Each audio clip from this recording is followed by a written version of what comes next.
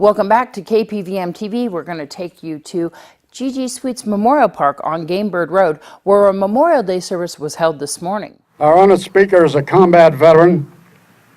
He was serving at the Pentagon during the 9/11 attack. He served in the invasion of Iraq in 2003. He returned in late '3 for the redeployment of the 1st Marine Expeditionary Force to Anbar Province in Iraq. And of course, Anbar Province has been in the news of late, that all that ground that we took and those lives we lost, we're probably going to have to go back and do it over again. Kind of glad we're retired.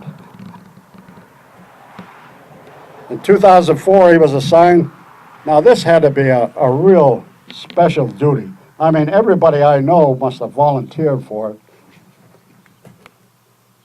He was assigned to the Coalition Provisional Authority in Baghdad as a military convoy's security advisor embedded with those private security companies.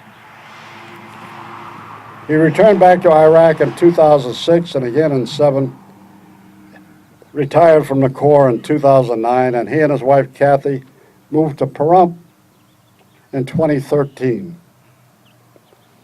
So please welcome this skilled and decorated warrior, Major Tim Callahan, United States Marine Corps retired. With malice toward none, with charity for all, with firmness in the right, as God gives us to see the right.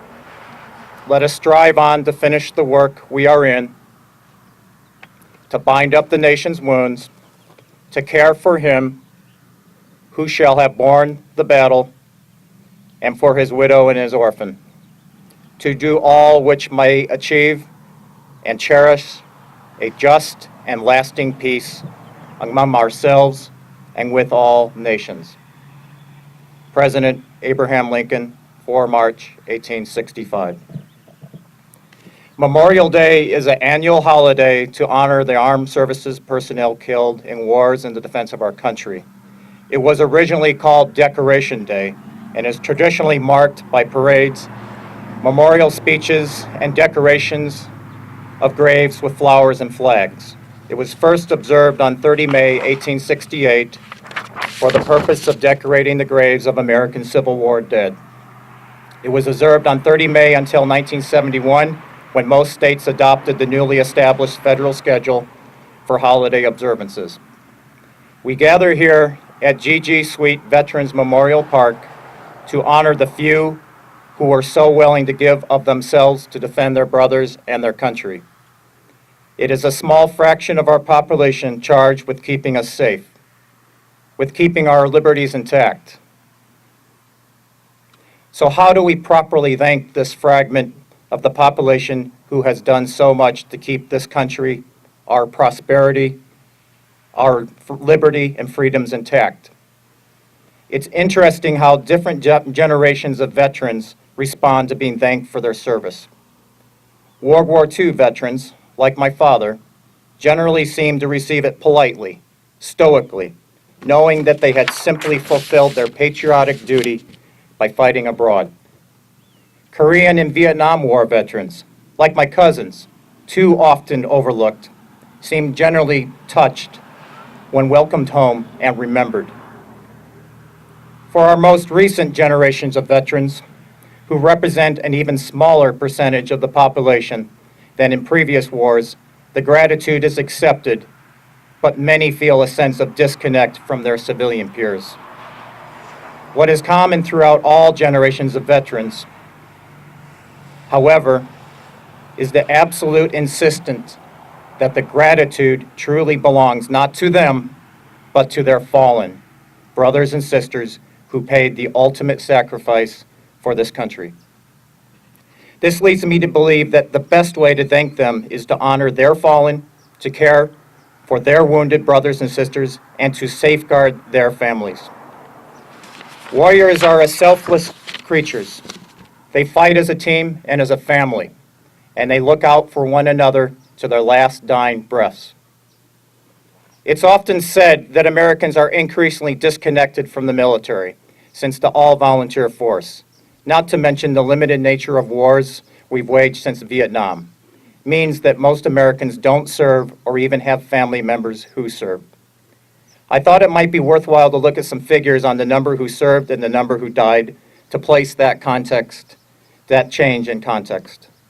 The number of Americans who were in uniform peaked during the national mobilizations of World War I and II, particularly the latter, when more than 16 million Americans were in the armed services.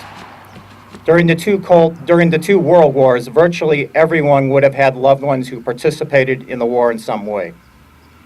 As horrible as the 6,600 plus American deaths in Iraq and Afghanistan are, the numbers in most of our previous wars were far higher, for reasons including the nature of the conflicts and the far more primitive battlefield medicine available at that time.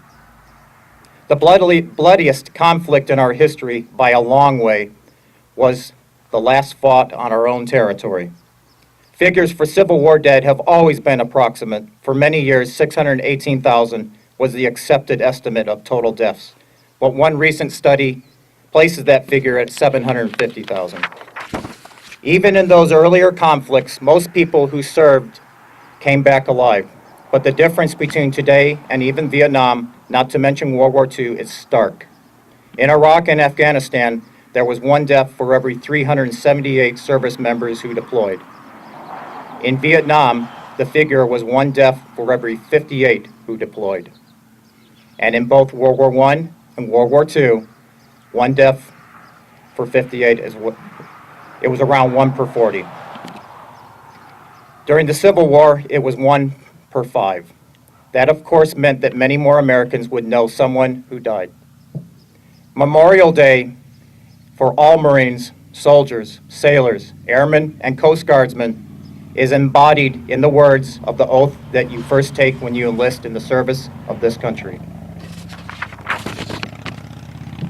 I do solemnly swear that I will support and defend the Constitution of the United States against all enemies, both foreign and domestic, that I will bear true faith and allegiance to the same, and that I will obey the orders of the President of the United States and the officers appointed over me, according to regulations and the Uniform Code of Military Justice. So help me God.